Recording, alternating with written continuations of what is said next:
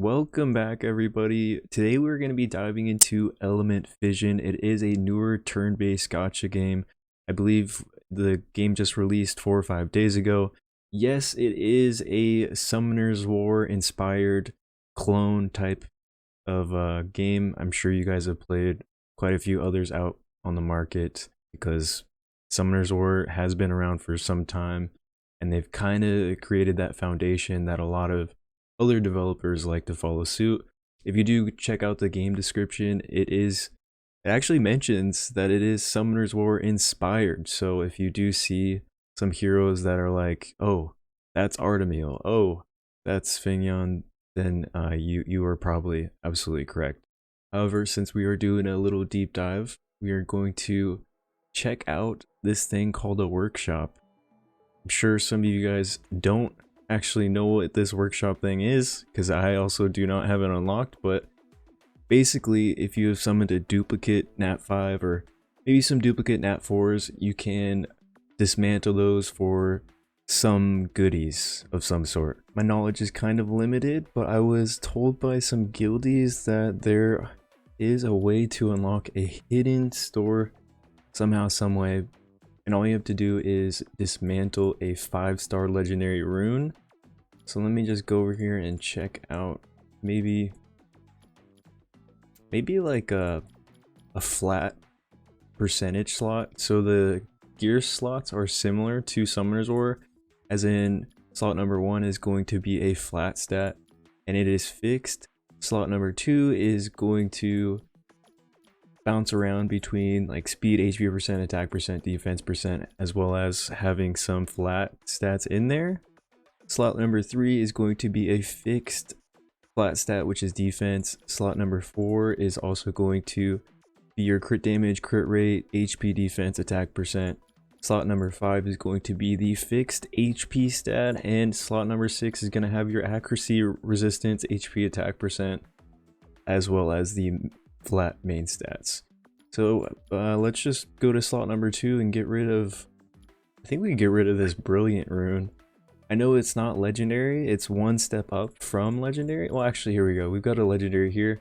So all we have to do is sell it, and then we get Inscription of Flame. I think that's like maybe like a rune altering material that you might need later on.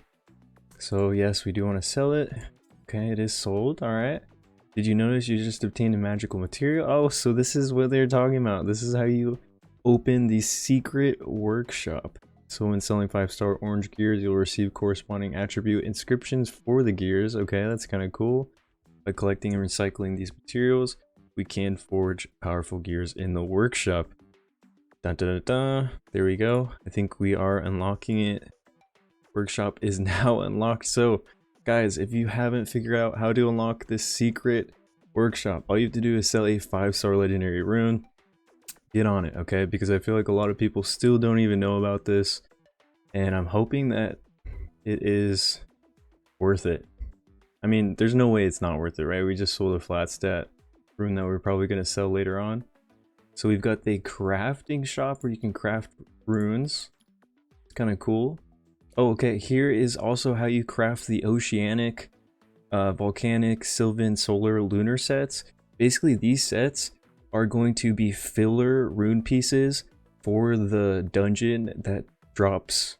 For example, oceanic is going to be the water dungeon, aka box dungeon. So if you have 2 pieces of oceanic gear and then, for example, 2 swift pieces, you're going to be able to complete the swift set. So that is cool. And then we definitely can bounce over to salvage. So it looks like we can salvage any 4-star. Hold on now. So any duplicate 4-star hero.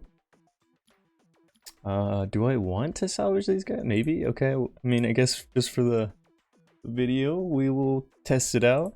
Looks like we get some elemental dust. Hold on. Let's see. What can we trade in elemental dust for? Ah, I see. Okay, so it looks like you can dismantle duplicate 4-star runes to go ahead and grab these legendary summon pieces to potentially get a better 4-star or 5-star hero. That's kind of cool. And then there are weekly limits on these purchases, at least on the bottom ones. And I assume that this DNA looking strand is probably from salvaging, yes, salvaging a dupe 5-star. Okay, what do you get for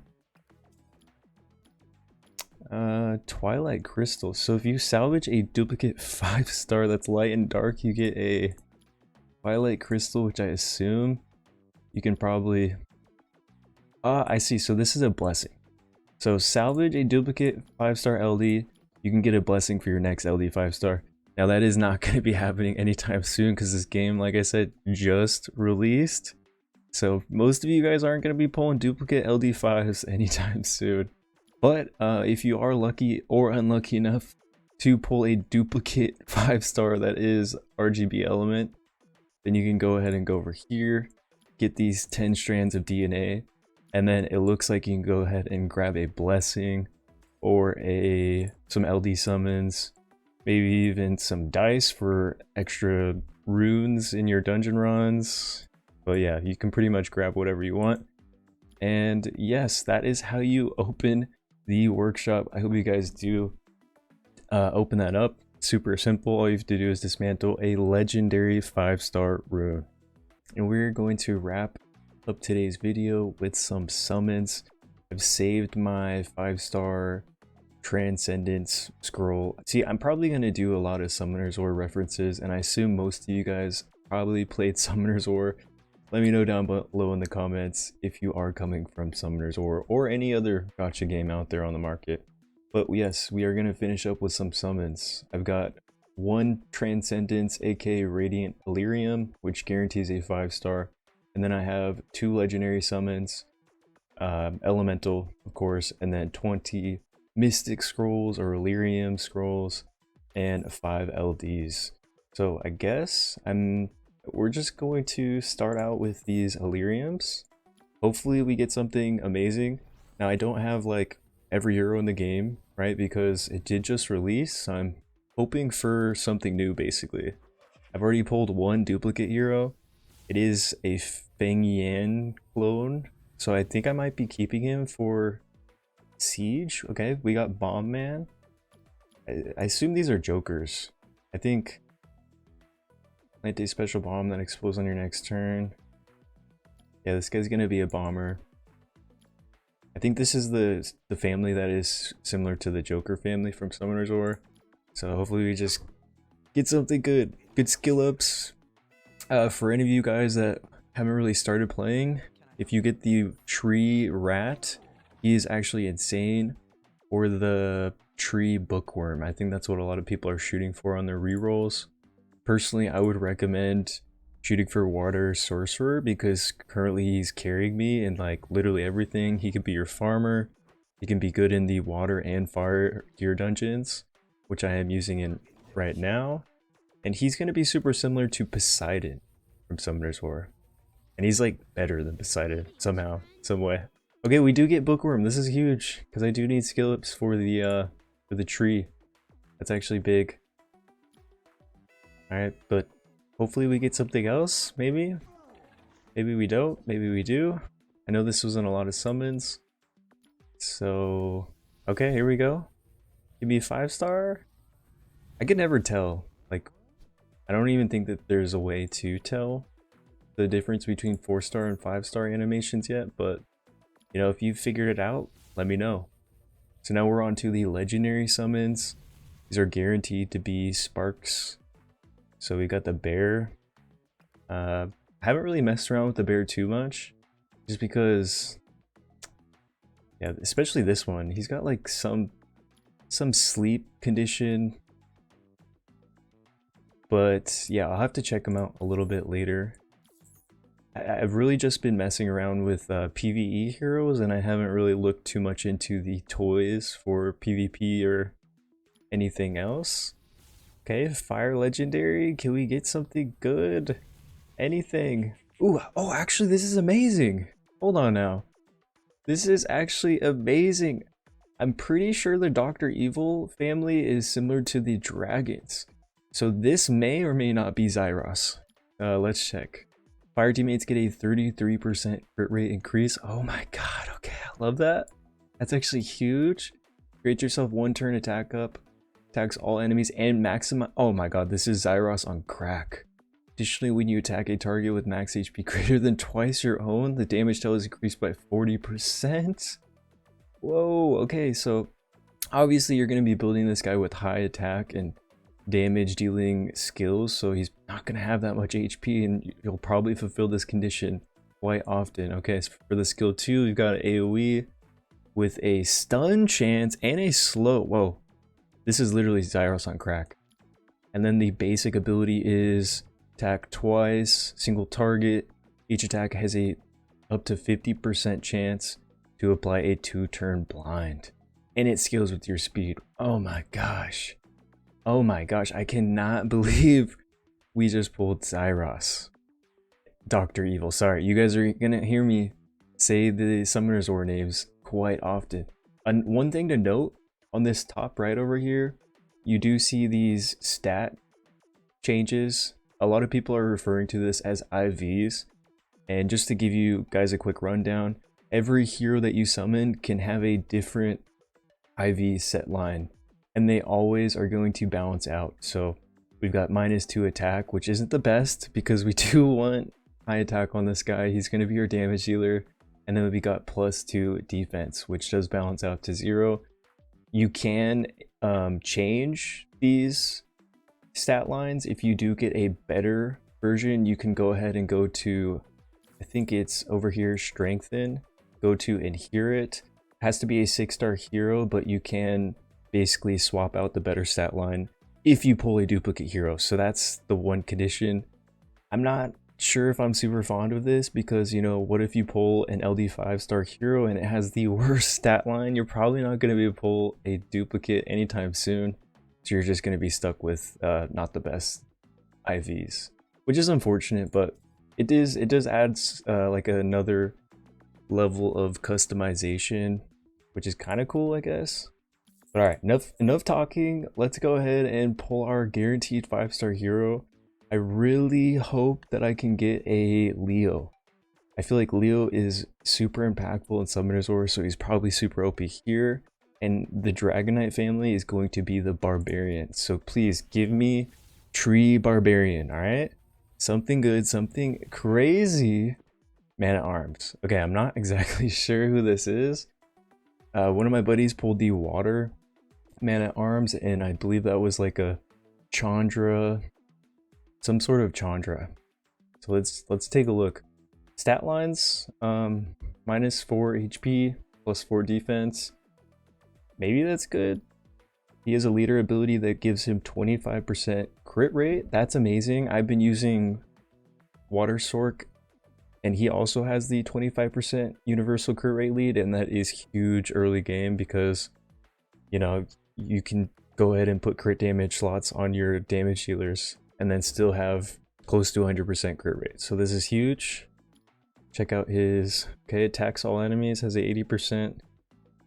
Hold on, this is like Rahul. This is definitely like Rahul. So he's got an AoE buff strip plus 2-turn buff block debuff. Kinda nice. Grants target ally escort yourself a healing over time, and then an additional, oh, this is definitely Rahul, guys. I think I just pulled Rahul, which is actually crazy because I've got him in Summoner's War. I just cannot get away from Rahul, I guess. Okay, it doesn't look like he has like HP scaling or anything. So I think we just use him as like a initiator, or just really just a stripper with some protection. Kind of nice, I guess. All right, not too bad. All right, we're moving on to the goodies. LD scrolls. Can we get an LD5 here? Can we get Laura? Can we get a Ragdoll? Can we get something insane? So Steel Wing, Stark. Okay, AoE defense down plus damage over turn, which is a dot. Not too bad. AoE speed decrease plus action bar absorb. Pretty solid. I think like putting this guy on stun set would be pretty helpful for pushing T away. And then he's got a buff removal on the skill 1. Alright, not the best, but not the worst. Can we get a lightning? Can we get something crazy? For any you guys out there that are pulling your LDs, you're probably hoping for the light Popo Rider because she is actually insane for dungeons. Very similar to Lynn, the light Amazon from Summoner's War. So she scales with max HP on the target. I've been using her for all of my dungeon teams. This guy does not look anything special. 3 more. You know, the summon session has been made already. We pulled 2 Nat 5s. I can't really complain about Cyros and Rahul. I'm definitely going to use them once I get to that point. But can we anything? Or, I mean, you know, at the end of the day, this game does have a pity for all of these summons, which is a nice change from Summoner's War. Summoner's War does not have any pities of any sorts. So at the end of the day, we'll just be building up our pity. I'm pretty sure all the turtles are really good. So when attacked applies 2 turns, block to the attacker, 15% chance to apply a stun. Super low chance on that, but this guy looks like an arena defense hero for sure. Attacks an enemy 2 times. Got a taunt. And then a counter attack that skills your max HP. Yeah, this guy is definitely a defense mod. Last summon to go. No spark, but can we get some Popo Riders? Hog Chef, okay. All teammates get plus 12 speed. Not a awful. It's universal. That's not bad. Revive a dead ally, recovers the HP of all allies by 20%. Okay, this is not too shabby. This could definitely be like a siege hero or guild versus guild hero. Skill 2 has the increase. Oh, guys, this is Tion. This is the light bird. This is definitely Tion. He's got the revive here, plus the heal, the 100% action bar gauge fill with the attack up and effect up. The effect up is new. And then we've got increase attack bar by 10% of the ally with the highest attack bar. So like a Tion on crack. Okay, we'll take that. And this will be wrapping up our video. If you guys did enjoy or learn something from this video, then please hit the like, hit the subscribe if you want to see future videos, and I will see you guys in the next one. Peace.